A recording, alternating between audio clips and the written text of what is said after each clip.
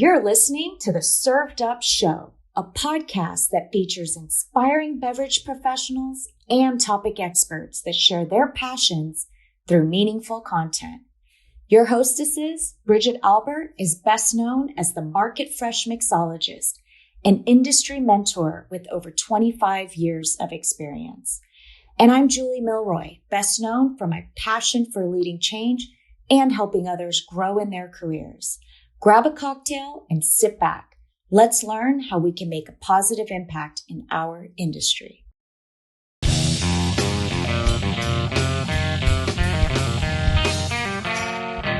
Hey y'all, it's Bridget here. In the heart of the whiskey world where tradition meets innovation, Anna Axster and Wendelin von Schroder stand out as two dynamic female forces shaping the industry.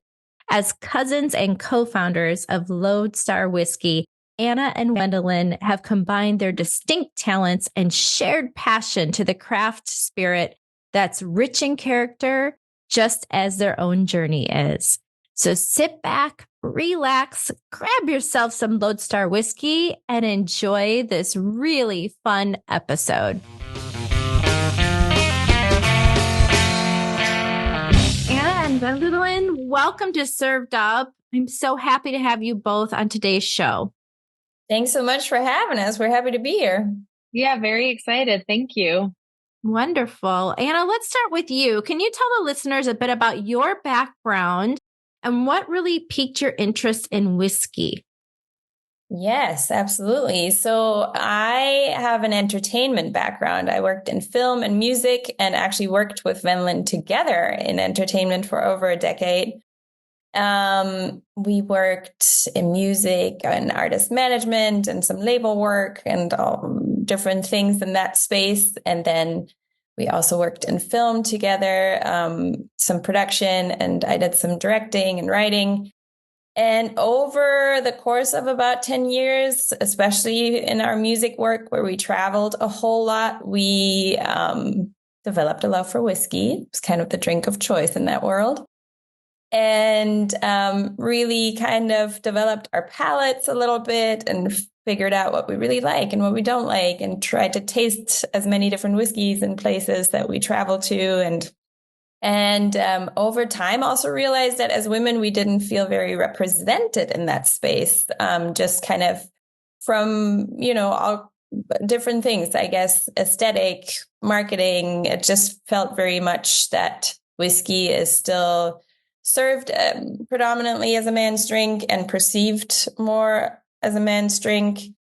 And so I guess that kind of piqued our interest as far as, we considered ourselves whiskey consumers and didn't really feel a lot of things that we were seeing were speaking to us. And so I guess that's where initially the idea came from. And that's how we ended up in whiskey. That's really incredible because you're right. I mean, the whiskey world is very much still very skewed towards male, even though women, we are the majority, but unfortunately in so many spaces, we are the minority. So it's really important what you all are doing. Wendelin, I want to go over to you and ask you about your whiskey's name, Lodestar. Where did that come from? What was the inspiration behind it? And where did your love of this category come from? So as Anna already mentioned, we spent a lot of time drinking really great whiskey all over the country and all over the world. And that's where the love began. And the more we found out about how it's made and what goes into it and how creative of a space that can be, that really started piquing our interest and kind of led us to where we are today. And the name Lodestar came because, like we were already talking, it's like, well, Lodestar is a navigational star. The North Star is a lodestar. And on the bottle, it says that we're powered by inspiration. And so for us, this whole journey and the reason that we got into whiskey and built this brand was powered by inspiration. And that's one of our lodestars. So that's how we decided on the name. Very cool. And you two are cousins, correct? Yep. Yeah, that's extra sweet. I love that. Let me stick with you, Wendelin. Can you talk more about, what's in the bottle? What does it taste like? From what I read, there's some high rye in there, for instance. So I'm assuming you're going to have, some nice caramel, some really bold flavors. And it sounds like it's very mixable as well. So I'd love to learn more about the liquid itself.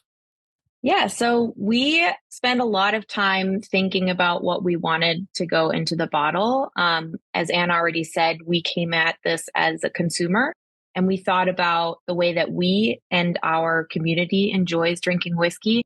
And right away, we were like, it has to be super approachable and it has to be versatile.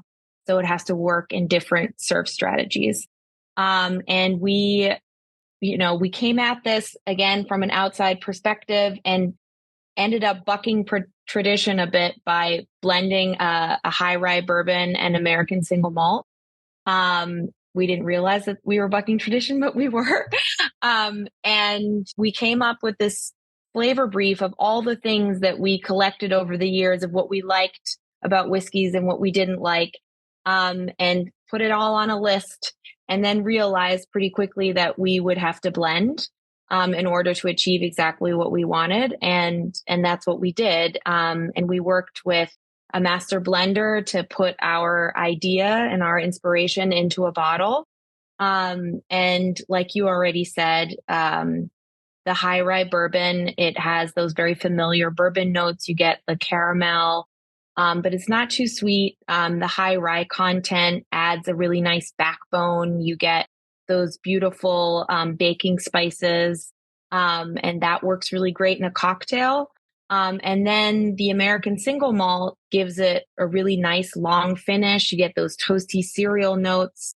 It was important to us that it has like citrus notes too, because that's what we enjoy drinking, but also because that works really great in cocktails. The rye content brings that in as well. So that's kind of the whole package. Yeah.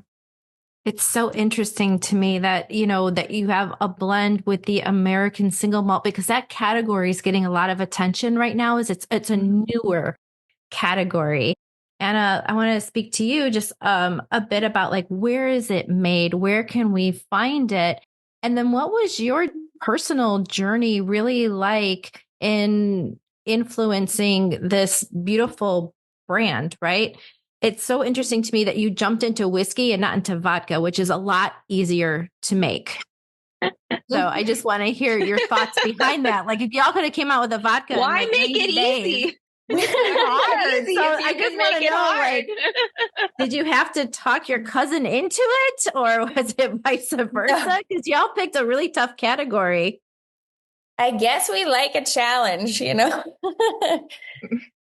Let me see, where do we start? So we traveled all over the place. After we decided that we were going to pursue this, we realized we just need to learn a lot. And so we traveled to many different distilleries and learned about whiskey making. And then also once we ended up realizing we want to do a blend, that process was just really also inspiring. It's really creative blending. And so we really enjoyed doing that and kind of tuning what we wanted to end up with. Where is it made? So we source, obviously, and because it's a blend. So we have the kind of good fortune of being able to source from different distilleries, tasting different barrels and kind of deciding what's best for us. This current bottling is made in Indiana, and it's product from MGP, which,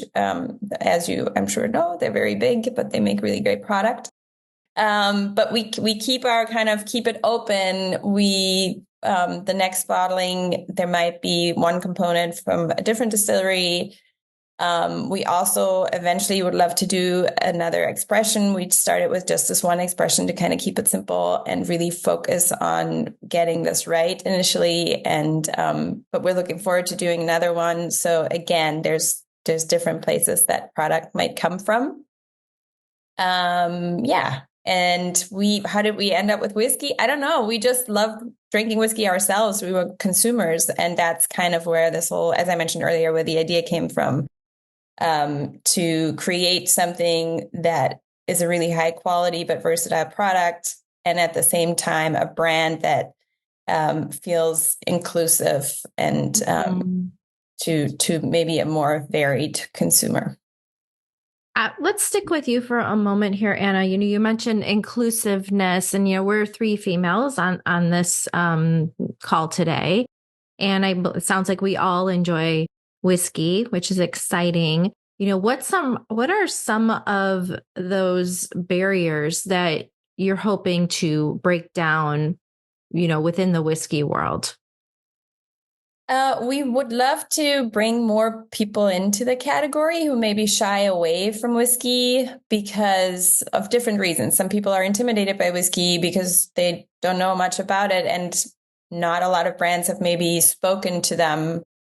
And something that we've been experiencing at a lot of events that we're doing and introducing people to the brand is that a lot of people, once they kind of taste one of the cocktails and they maybe try it neat a little bit, that they are like, oh, I really like this. I've never liked whiskey before, which doesn't necessarily mean they never liked whiskey before. They just haven't really sought access to it because it seemed, either something they felt intimidated by or something that just wasn't on their radar because other categories spoke more to those kinds of consumers. So we're hoping to bring more people in and to open it up and to be really welcoming. And one of the things we would love to see is to just invite everybody to the party so that people feel like they're included. Well, that's a good thing. Wendelin, let's roll it over to you. Can you talk about how you would like to see Lodestar served? You mentioned that it's really great in cocktails. Well, what are you mixing it with? So I think part of this whole mission to open the category up to more people and to invite more people in is to make people realize that whiskey isn't only or can be served in many different ways. I think a lot of times when people think of whiskey, they think either neat or on the rocks or very spirit forward cocktails, which are delicious and they absolutely have their place. But I think that thinking about whiskey in a refreshing cocktail is, a refreshing idea because it's delicious. It can be served in so many different ways, and if people can find their cocktail of choice that they love and realize that there's whiskey in it, then that's a good gateway to getting them to drink whiskey and to realize that whiskey is something that they enjoy. And we have a signature cocktail. It's called the Lodestar iced tea. It's a very refreshing cocktail. It has Lapsang Souchong tea in it, which is a black tea that's smoky. And that tea really just highlights a lot of wonderful things in Lodestar whiskey. It really brings out like those spicy notes. And then the single malt really helps round it all out and makes it a very balanced cocktail. And that's served with, lemon juice, and an orange twist. So it's really simple, straightforward, but super delicious. And we've been serving it at a lot of our events. And it's really fun to see when people who come up to our booth or our table and say, oh, what's this? And, oh, I don't drink whiskey. And we're like, just try our cocktail, see what you think. And they'll try it and they'll be like, oh my gosh, this is so delicious. And then they come back for more. So, yeah. I love that tea that you mentioned, the Lapsang Souchong. It is so good. It is so smoky. And I think that it would also attract those mezcal drinkers as well into the category. I know that I really don't love the word trend, but something that seeing on menus is a lot of those, still, smoky cocktails with a lot of deep flavors, a lot of rich flavors, heavy on the spice as well. So it sounds like it really fits, for just about any menu that would want to have something interesting on it. Yeah, so there's a little bit of a story behind it too. When we were thinking about what we wanted to have our signature cocktail be, we were looking up like what's out there, what are people excited about in cocktails? And we saw that there were a lot of teas being served in cocktails. And we're like, oh, that's cool. And then we thought about Lodestar's flavor profile and we're like, what will work with that? And yes, we also thought about, well, what about all of these, smoky mezcal margaritas that we're seeing out? And we were like, how can we bring all of that together? And then Anna's dad, he used to drink lapsang souchong every morning. And, as kids, Anna thought that was gross, but like as an adult, you're like, that's delicious. And so that's what it was. It's kind of a nod to her dad, which is really great. And we put it in the cocktail and we made it at home and we're like, we're on to something here. So it was meant to be. That's amazing. I guess so. What's the cocktail's name? The Lodestar iced tea. The Lodestar iced tea. Okay. Yeah. Very good. And it's on our website, the recipe. So perfect. Anna, I want to flip it over to you. What was something that really surprised you about the whiskey world as you were diving in and creating Lodestar? What was a really pleasant surprise was how open a lot of the people were in the spirits world that we met when we initially started. We met a couple of founders. We met one female founder very early on, and it was just really lovely, the openness and readiness to kind of share information or just share their story and their journey. And so yeah, that was really, it took us by surprise, I guess, a little bit. When you enter a new industry, you don't know how kind of open or not open or how accessible people are going to be. And so that was really lovely. And I guess just in terms of now being out at market, and it's just really, it's a fun industry to step into. And I guess people assume that entertainment is that way, but I actually enjoy this more. So, oh my gosh, you're kidding. Tell me why.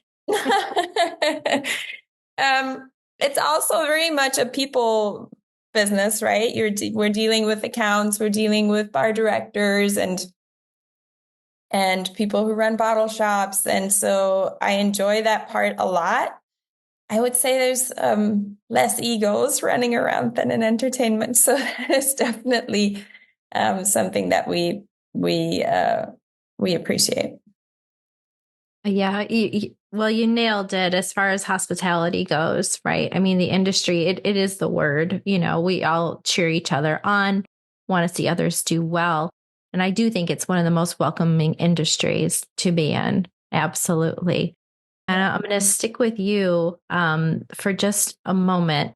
Have you tried with Lodestar, we mentioned cocktails. Have you tried like pairing it with any foods? Have you went like the culinary route with it yet? So yeah, we have. And again, as Wendelin mentioned earlier, versatility was really important to us from the get-go. Mm-hmm. So that was part of our thinking when we first thought about what we wanted to put in the bottle, was not only flavor and exactly what notes we wanted to hit, but also viscosity. How can I love to drink a whiskey on the rocks. So we didn't want it to water down too quickly, and we bottled it 90 proof. But we also, every once in a while, you go somewhere and people have a shot. We also wanted it to work that way. And obviously we wanted it to be high quality enough to be consumed neat. So many different ways we wanted it to stand up to all of those different serve strategies, I guess. And as far as food pairings, we come from a big family of lots of cooking and long drawn out dinners with many people around the table. And we also love, trying new foods, going out to eat and all this stuff. At the same time, we also, because of our background, I guess, in our family background, we love throwing a dinner party and making that uncomplicated in a way and effortless. And so we've been thinking a lot about what to pair with it that isn't a huge production, that is accessible and approachable for people to do and recreate. And so we actually recently put together a little cocktail recipe book, and Wendelin did the food pairings in there. So maybe she's the one to talk to that. But yeah, that was our our approach was to bring people together, bring your community together, get together over some delicious drinks and some snacks or a dinner, but make it easy. Yeah, making it easy, especially when we're talking about whiskey, right? I mean, we know that, like I mentioned before, like vodka, rum, like some of the tequila, it's like a no-brainer. We know to pair tacos with it. We have chips and salsa. When we think about a whiskey, sometimes it becomes in our brains a little more complicated. So Wendelin, you've already done the work. So tell our audience, what does Well, first of all, I think whiskey goes with everything.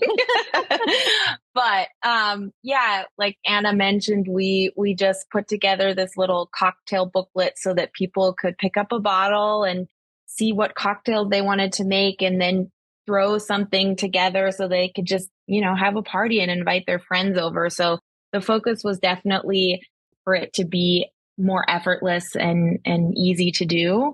And we've got we've got things on there that are just store bought. Like I personally just think that a good ruffle potato chip with a sour cream dip goes really well with our Lodestar lemonade, for example. And we've got an espresso tonic cocktail on our website. And I think like spiced nuts go really well with that. We also love salted peanuts that are still in the shell that you can serve. We've got, things on there like bacon wrapped dates that go really well, for example, with the Lodestar iced tea. The bacon is smoky and the dates are sweet, and that pairs really well with the flavor profile of that cocktail. And then we've got an idea for a baked brie. You can just buy a brie, get some of your favorite store-bought jam, some sliced almonds, put it in the oven.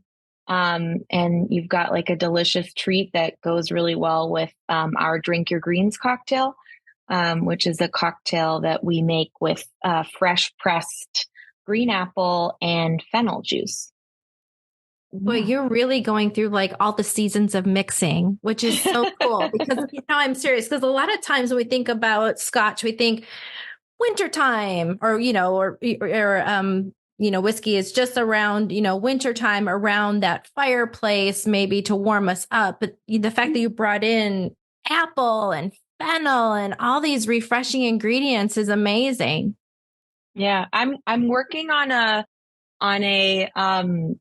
an old fashioned that has tahini and sesame, toasted sesame oil, like a fat wash. And I was trying it the other day and I'm still tweaking it, but then we had like some like salty cheese twists, those like that you can buy at Trader Joe's or wherever. Yeah. And I was like, oh my gosh, this goes so well together. So yeah, that's maybe more of a wintry drink right there. Yeah, you're making me really thirsty and a little bit hungry. Great job. I'm going to stick with you, Wendelin, for a moment, because I do want to talk about the importance and not let it slide by so much that you are female founded in a space. And we mentioned it early on in the podcast. It is very much male dominated. How do you really plan to open up the space for more women to enter? Do you have a plan, or what does that future look like for the brand, for yourselves, kind of in that perfect world scenario? Yeah. So, I mean, again, we're female founded, right? We're two women who founded a whiskey company, running a whiskey company. And we're building the brand according to our values and it's authentic to us. So I think with that alone, we just want to be authentic. We want to show up in the marketplace in the way that feels real and is approachable to people. So of course, our hope is that in that way we will inevitably invite more women in based on that alone. I think we thought a lot about just also other brands and how they are doing it. That is, we're not pink washing things. We're creating the brand in a way that speaks to us and to our friends and our community, which includes a lot of women, but it also includes men. It's not gendered. And that was important to us. So yeah, we hope that connects with people. And we also really want to focus on community. We want to focus on building really strong relationships and bonds with people in the LA area, which is where we initially launched. We want to build those connections with bar directors, with accounts, and then also with the consumer through events and just make it be a space where everybody feels welcome and where they can choose Lodestar to celebrate all of their special moments. Wouldn't it be amazing if we didn't have to spotlight what women are doing in an industry that typically is male dominated? Because you said something like, we don't pink wash it. And I almost fell out of my chair because I love that already about your brand. Thank you for not pink washing it. Thank you for not, talking about pink ribbons and I don't even know anymore, but thank you for that. It's wonderful that you're taking that approach to make it inclusive to both men and women, because we're not there yet within this category. I can tell you, we're not there yet. And so the fact that you're taking the steps is huge. To people like me, it's big. So thank you for that. I think it's 100% wonderful. And I'm gonna, yeah, absolutely. I want to flip it over to you. What have you liked, or loved the best so far about your journey in whiskey? I will have to come back to some of the things we already touched on, but as far as the liquid goes, the blending process has been really fun, and I can't wait for us to do another second expression at some point soon. And it's been really great to, we've obviously worked on this for a long time. We worked on this for 3 years before we launched. And to now be able to share it with people, this product that we've worked on so much, and to get the feedback and to see how much people are enjoying it, that's really rewarding and really fun. And again, what I mentioned earlier, the openness of the industry, stepping into, for me, I mean, in my college days, I worked in hospitality a little bit, but really stepping into this industry for the first time from a brand perspective, it's been really great to see. There's obviously also challenges. We're up against a lot of really big brands with very deep pockets, and there's a lot of things you can't compete with if you don't have that kind of financial backing. The good thing is that the feedback has been so positive, and that people seem to be really ready to get behind a brand that is women owned and tries to just do something slightly different. So yeah, it's been really wonderful. And I don't know if you agree or not, but it seems that the consumer is just hyper aware of the story of the brands that they decide to put their money behind. Absolutely. I think it's becoming increasingly important to people. And that's kind of what we're seeing in our, we only launched in January, so it hasn't been very long, but since then, the feedback we've been getting both from accounts and from consumers themselves is that the story seems to be connecting, that people are excited and interested in a brand that tells a slightly different story. Yeah. Where can folks find Lodestar? They can find it on our website, which is lodestarwhiskey.com.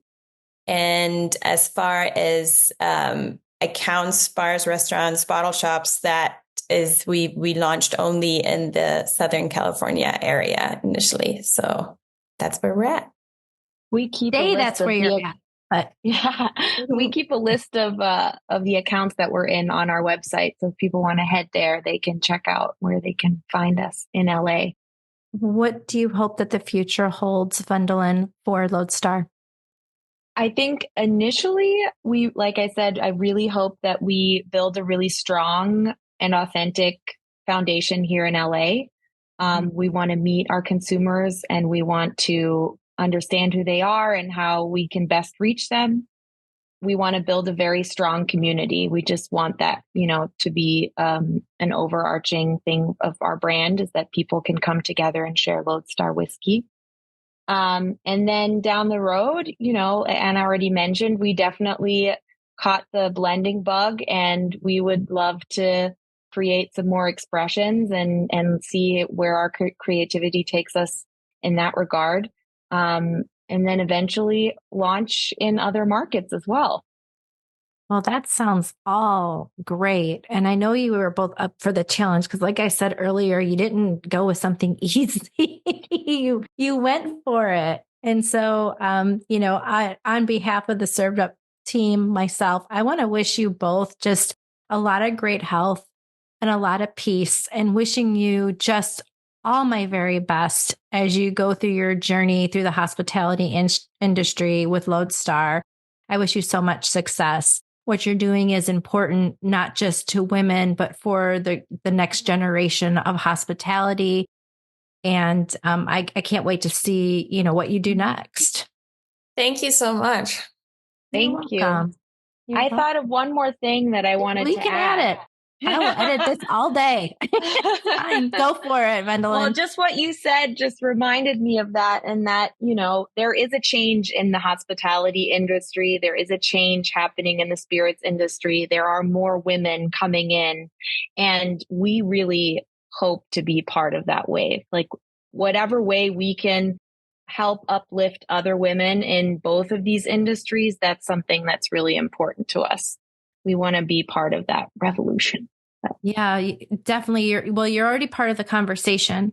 So, your next step will definitely be just continuing to connect with the ladies in the industry, which I have to say, I've been in the industry for 30 years, and I would look around the room when I first began, and I was always the only female in the room. And I was always asked, like, well, why aren't you cocktail serving, Bridget? I can't flirt with ugly old men. Sorry, to make a buck. I mean, that was just it. I want to be behind the bar. And so when I tell you, like, what you're doing is truly groundbreaking for our industry, because there's not a lot of folks like you in this space. There's not. And so, when you say you're going to continue to connect, I can't wait to see you do that. I can't wait to see what you bring to folks that look like me in our industry, because it's important. It truly is. Thank you. Thanks for listening. Served Up is brought to you by Southern Glazers Wine and Spirits. Produced by Zunu.online. Music by We Killed the Lion can be found on Spotify. Make sure to subscribe to be notified of future Served Up episodes. Cheers!